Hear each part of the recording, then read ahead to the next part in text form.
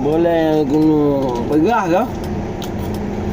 Esnya mana ke awak yang pegah kabar-kabar buat Facebook, buat media. Pemerintah kirim tim medis kena ya periksa masyarakat yang tu. Dibagi masker, email alat-alat medis periksa masalah virus corona. Kau menyanyi ke? Hati-hati untuk mang kata kan kau kurang percaya ni ke Cina yo kan kau kurang percaya ni Cina ada percaya abi kan kurang panjara ni jadi bikin ilmu kai kan memang terobak masker kan beda jo ada yang bi sayang dengan keluarga kan dia ada kalian kan biasa-biasa mendang, cuma kita nyawa peraturan mendang kan. Memang adi pasti biasa. Nah, tapi baru nyantiat. Buat semayang kapinah karpet ba masjid. Hanya berjamaah li ba masjid. Meremo. Sedangkan suasana dia Aceh Allah kagak puji penyakit jahana dia. Tak lagi.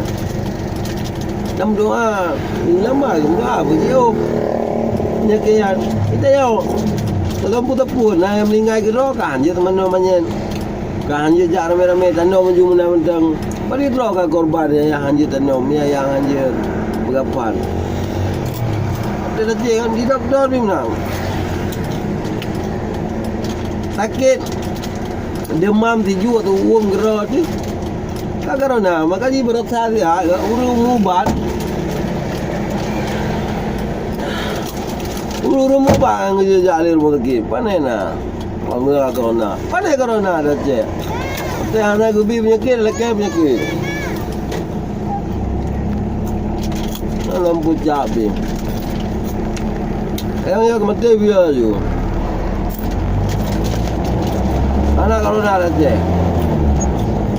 Dan ada ngam. Ya bagi masker lagi berotan, jopeng. Natur bejo masker sebab.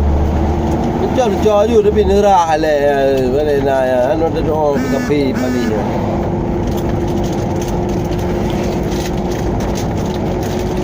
anak kalau nak ada cewek yang mati ni kado dia mati ni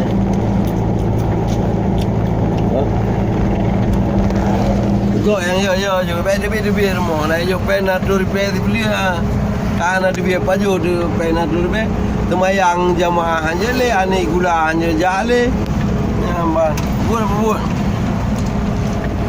Ikula pre, buat pesantren tu. Pokok mau peraturan. Dah dengar peraturan pemerintah yang jangan pre apa teh dia tadi tu.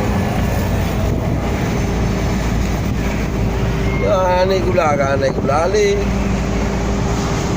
Buat kan pengajian buat pesantren kan dali.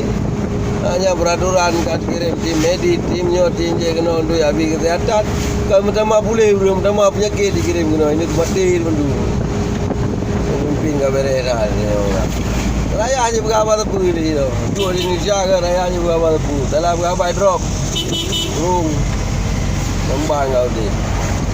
Jadi Abu Janda macam web tekut dan drop. Kau. Yang membela-bela pejabat pemerintah ada barang kepuai drop.